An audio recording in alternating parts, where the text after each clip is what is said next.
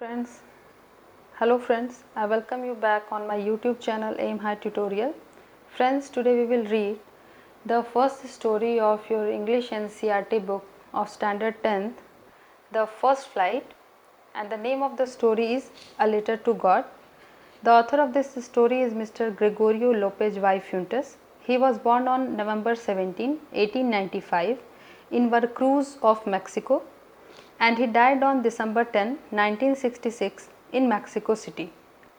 As a professional, he was a novelist and a chronicler of Mexican Revolution, and during this Mexican Revolution, he came in touch with the farmers and laborers and knew the miserable conditions in which they were compelled to live. Now friends, we will start the story.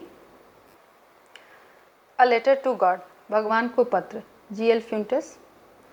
Before you read, इससे पहले कि आप पढ़ें, let's see the facts. They say faith can move mountains. लोग कहते हैं कि अगर विश्वास हो तो पहाड़ों को भी हिलाया जा सकता है. But what should we put our faith in? लेकिन हमें अपना विश्वास कहाँ रखना चाहिए? This is the question this story delicately poses. यही वह प्रश्न है जिसका जवाब हमें इस कहानी में मिलेगा.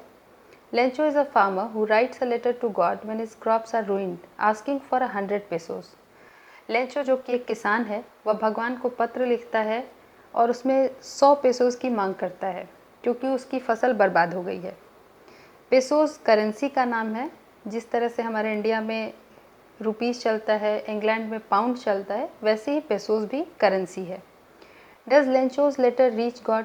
क्या लेंचो का पत्र भगवान तक पहुंचता है? Does God send him the money? क्या भगवान उसे पैसे भेजते हैं? Think what your answers to these questions would be. आप सोचिए कि आप इन प्रश्नों का क्या जवाब देंगे. And guess how the story continues before you begin to read. और इससे पहले कि आप इस कहानी को पढ़ें, आप ये सोचिए कि ये कहानी आखिर आगे बढ़ी कैसे होगी, कैसे आगे बढ़ती है. स्टूडेंट्स, यहाँ एक एक्टिविटी है जिसे आपको करना है. इसे करके आप बहुत कुछ सीखेंगे. And if you have any problem, you can let me know your questions in the comment box and I will try my level best to sort out your problems. The house, the only one in the entire valley, इकलौता घर इस पूरी घाटी में, sat on the crest of a low hill, जो कि एक छोटी पहाड़ी पे स्थित था. From this height one could see the river and the field of ripe corn, dotted with the flowers that always promised a good harvest. यहाँ से नदी को देखा जा सकता था जो बगल से बह रही थी. इसके अलावा जो फार्म लैंड था उसे भी देखा जा सकता था और उसमें लगी हुई जो फसल थी उसे देख के अनुमान लगाया जा सकता था कि फसल काफ़ी अच्छी लगी हुई है. The only thing the earth needed was a downpour और एटलीस्ट अ शावर. बस ज़रूरत किस चीज़ की थी? तो एक बार बारिश होने की ज़रूरत थी. Through out the morning Lencho, who knew his fields intimately, had done nothing else but see the sky towards the northeast. सुबह से ही लेंचो ने कुछ नहीं किया था, सिर्फ वो अपने खेतों के चारों ओर चक्कर लगा रहा था और आसमान में नॉर्थ ईस्ट के तरफ, उत्तर पूर्व दिशा की तरफ देख रहा था. Now we are really going to get some water woman. वो कहता है कि शायद आज हमें ज़रूर बारिश मिलेगी, आज बारिश होगी. Yes, sorry, the woman who was preparing supper replied.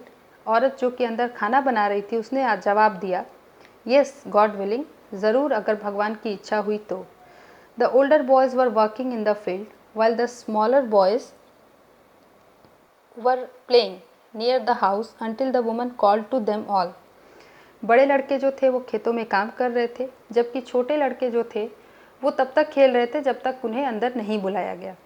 Come for dinner, भोजन के लिए आ जाओ. It was during the meal that just as Lencho had predicted, big drops of rain began to fall.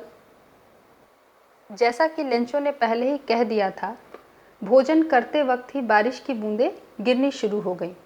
In the north east huge mountains of clouds could be seen approaching. आसमान में north east दिशा में देखा जा सकता था कि बड़े बड़े बादलों के टुकड़े चले आ रहे हैं. The air was fresh and sweet. हवा जो थी वो ताज़ी थी और मधुर थी. The man went out for no other reason than to have the pleasure of feeling the rain on his body. And when he return he exclaimed, यह लेंचो जो था वो बाहर किसी और कारण से नहीं, सिर्फ इसलिए गया था ताकि वो बारिश की बूंदों का आनंद ले सके।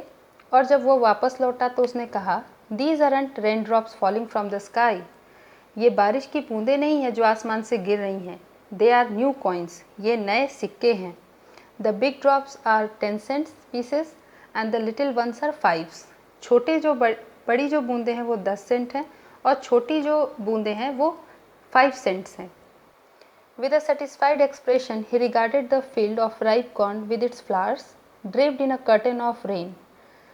वो बहुत ही संतुष्टिपूर्ण नज़र से अपनी खेतों की तरफ देखता है, जहाँ उसे ऐसे लगता है कि बारिश जो हो रही है वो उसकी फसल को एक पर्दे की तरह ढक लेती है। But suddenly a strong wind began to blow, and along with the rain, very large hailstones began to fall. लेकिन एकाएक बहुत तेज़ हवा बहने लगती है और बारिश के साथ साथ बड़े बड़े बर्फ़ के टुकड़े, पत्थर के टुकड़े गिरने लगते हैं। These truly did resemble new silver coins. अब ये सच में नए सिक्कों की तरह लग रहे थे। The boys exposing themselves to rain ran out to collect the frozen pearls. लड़के जो थे वो बारिश में बाहर की तरफ गए और इसके बाद उन्होंने उन फ्रोज़न पर्ल्स को, उन बर्फीले मोतियों को उठाना शुरू कर दिया। It's really getting bad now, सच में अब तो बुरा हो रहा है, एक्सक्लेम द मैन, लेंचो ने कहा।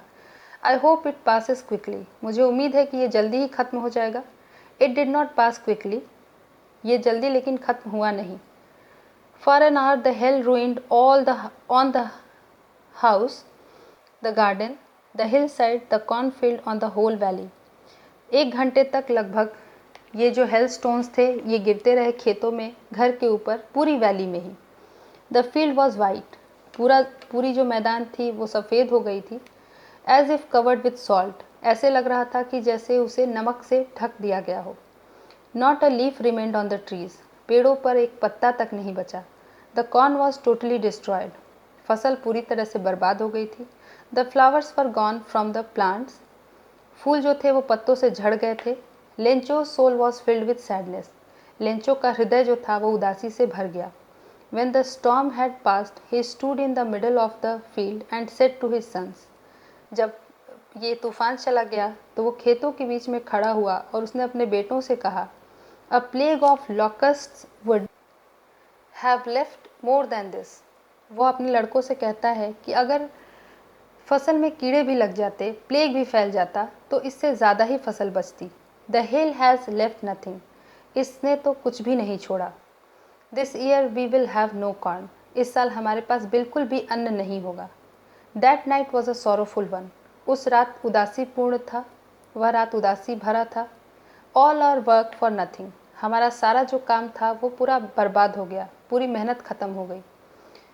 There is no one who can help us. कोई ऐसा नहीं है जो हमारी मदद कर सके। We'll all go hungry this year. हम सभी इस साल भूखे ही रह जाएंगे। But in the hearts of all who lived in that solitary house in the middle of the valley, there was a single hope, help from God. उस घर में जो कि बिल्कुल एकांत में बसा हुआ था, उसमें रहने वाले हर एक व्यक्ति के मन में एक विश्वास था कि उन्हें भगवान से मदद मिलेगी। Don't be so upset. दुखी मत हो। Even though this seems like a total loss. यद्यपि कि लगता है कि सब कुछ बर्बाद हो गया है, फिर भी दुखी मत हो। Remember, no one dies of hunger. याद रखो, कोई भी भूख से नहीं मरता। That's what they say, no one dies of hunger. लोग ऐसा कहते हैं कि कोई भी खाने के बिना नहीं मरता। All through the night, Lencho thought only of his one hope, the help of God. पूरी रात लेंचो सिर्फ एक जगह से मदद के बारे में सोचता रहा और वो मदद थी भगवान से मिलने वाली। Whose eyes, as he had been instructed, see everything, even what is deep in one's conscience. उसने जहाँ तक समझा था या जाना था, लोगों को कहते सुना था कि भगवान जो है उसकी नज़र हर किसी को देखती है, हर कुछ जानती है, यहाँ तक कि हमारे मन में, हमारे हृदय में जो बातें चलती हैं उसे भी वह जान लेता है। Lencho was an ox of a man working like an animal in the fields. Lencho एक जानवर की तरह अपने खेतों में काम करता था, but still he knew how to write, फिर भी उसे कुछ लिखना आता था। The following Sunday At a daybreak, he began to write a letter which he himself would carry to town and place in the mail. अगले Sunday को उसने सुबह होते ही एक पत्र लिखा और उसे खुद ही मेल बॉक्स में डालने के लिए नगर की तरफ बढ़ गया. It was nothing less than a letter to God. यह कुछ और नहीं बल्कि भगवान के नाम एक पत्र था. God, he wrote, उसने लिखा, भगवान, if you don't help me, my family and I will go hungry this year. अगर आप मेरी मदद नहीं करेंगे तो मैं और मेरा पूरा परिवार इस साल भूखे ही रह जाएंगे. I need 100 pesos in order to sow my field again and to live until the crop comes. मुझे 100 पेसोज की ज़रूरत है ताकि मैं अपने खेतों में फिर से फसल लगा सकूं और अपने परिवार के लिए भोजन उपलब्ध करा सकूं जब तक कि नई फसल नहीं आ जाती है. Because the hell storms. और उसने आगे लिखना जारी रखा कि क्योंकि हेल स्टॉर्म्स की वजह से बर्बाद हो गई थी उसकी फसल. He wrote to God on the envelope. उसने एनवेलप पे एड्रेस की जगह पे लिखा to God. Put the letter inside and still troubled went to town. और जब उसने ये पत्र लिख लिया तो वो टाउन की तरफ चला गया. At the post office he placed a stamp on letter and dropped it into the mail box. जब वह पोस्ट ऑफिस पहुंचा तो उसने उसे मेल बॉक्स में डाल दिया. One of the employees who was a postman and also helped at the post office went to his boss laughing heartily and showed him the letter to God. एक कर्मचारी जो कि पोस्ट ऑफिस में काम किया करता था, जब उसे वह पत्र मिला, वह पोस्टमैन भी था और उसे जब पत्र मिला तो वह हंसने लगा और हंसते हुए अपने बॉस के पास चला गया. Never in his career as a postman had he known that address. क्योंकि उसने अपने पूरे करियर में इस तरह का एड्रेस ही नहीं दिखा था. जनरली हम लेटर्स लिखते हैं तो अपनी फैमिली या फ्रेंड्स का एड्रेस देते हैं. इस पे लिखा हुआ था गॉड, इसलिए वो हंस रहा था. The postman, a fat amiable fellow also broke out laughing, but almost immediately he turned serious and tapping the letter on his desk commented. Postmaster जो कि एक हंसमुख व्यक्ति था वो भी हंसने लगा, लेकिन थोड़ी ही देरी में वो सीरियस होते हुए उसने कहा, What faith! I wish I had the faith of the man who wrote this letter, starting up at correspondence with God. उसने कहा कि क्या विश्वास है, काश मुझ में भी ऐसा विश्वास होता ईश्वर के प्रति. So in order not to shake the writer's faith in God, the postmaster came up with an idea. Answer the letter. Postmaster ने कहा कि इसका विश्वास भगवान से नहीं डिगना चाहिए, इसलिए उसने यह कहा कि इस पत्र का हम जवाब देंगे. But when he opened it, it was evident that to answer it he needed something more than goodwill. लेकिन जब उसने पत्र को पढ़ा तो उसने देखा कि आंसर करने के लिए उसे सिर्फ कुछ अच्छे शब्द नहीं लिखने हैं बल्कि और भी कुछ चीज़ें उसमें डालनी होंगी. Ink and paper. But he stuck to his resolution. He asked for money from his employees. लेकिन क्योंकि वह तय कर चुका था कि इसका जवाब देगा, उसने अपने कर्मचारियों से कहा. He himself gave part of his salary. उसने अपनी सैलरी का भी कुछ हिस्सा दिया. And several friends of his were obliged to give something for an act of charity. उसके दोस्तों ने भी उसकी इस काम में मदद की क्योंकि उन्हें लगा कि यह एक पुण्य कार्य है और उसके कर्मचारियों ने भी उसकी इसमें सहायता की. It was impossible for him to gather together the 100 pesos, so he was able to send the farmer only a little more than half. ये उसके लिए थोड़ा कठिन था कि वो 100 पेसोस का इंतज़ाम करता, इसलिए जो रकम मांगी गई थी उसके आधे से कुछ ही रकम वो भेज पाया. He put the money in an envelope addressed to Lencho and with it a letter containing only a single word as a signature, God. उसने एक पत्र लिखा जिसमें सिर्फ लिखा गया था गॉड एक सिग्नेचर के तौर पे और उसने उसे लेंचो के पास पैसों के साथ भेज दिया. The following Sunday Lencho came a bit earlier than usual to ask if there was a letter for him. Lencho अगली संडे को और जल्दी आ गया यह देखने के लिए कि क्या उसके लिए कोई पत्र आया है. It was the postman himself who handed the letter to him while the postmaster experiencing the contentment of a man who has performed a good deed looked on from his office. Postman ही वहाँ था जिससे Lencho ने पत्र मांगा था और postmaster जो था वह यह देखना चाहता था कि कितना संतुष्ट यह व्यक्ति होता है जब उसे ईश्वर से पत्र मिलता है. Lencho showed not the slightest surprise on seeing the money, such was his confidence. Lencho ने जब पैसे देखे फिर भी उसे आश्चर्य नहीं हुआ, क्योंकि उसे विश्वास था कि उसे पैसे मिलेंगे ही भगवान की तरफ से। But he became angry when he counted the money. God could not have made a mistake nor could he have denied Lencho what he had requested. उसने जब गिना पैसे तो वह गुस्सा हुआ। उसे यह उम्मीद थी कि भगवान तो ऐसा कुछ करेंगे नहीं, वो ज़रूर मेरी ख्वाहिश को पूरा करेंगे। Immediately Lencho went up to the window to ask for pen, paper and ink. इसके बाद लेंचो जाता है, वो पेपर और इंक लेता है। On the public writing table he started to write. उसने तुरंत फिर लिखना शुरू किया।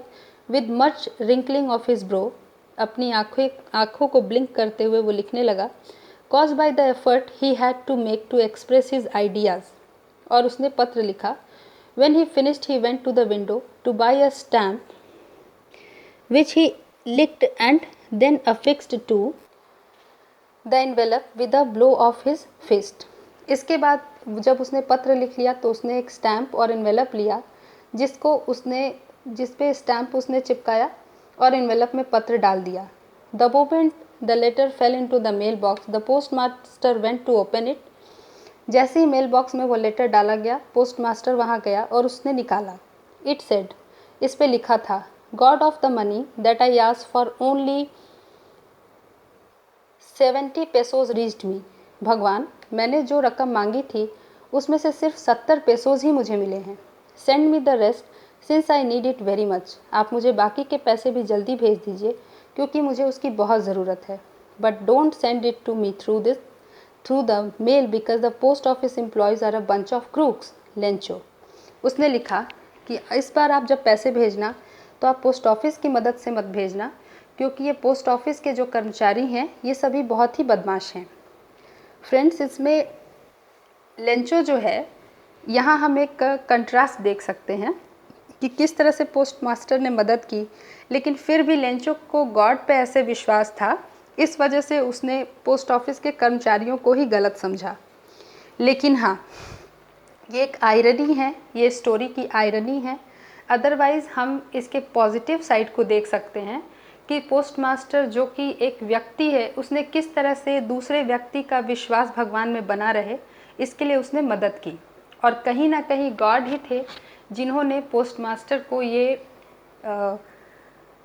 सोच दिया कि वो लेंचो की मदद कर सके। फ्रेंड्स, आई होप आपको ये एक्सप्लेनेशन पसंद आया होगा, आपकी समझ में आया होगा। अगर आपको कोई भी समस्या हो या कोई भी सजेशन हो तो आप मुझे कमेंट बॉक्स में कमेंट करके ज़रूर बताइए। Thank you for watching.